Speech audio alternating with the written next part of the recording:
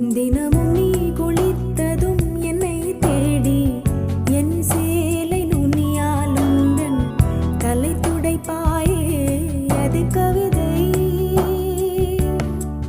திரு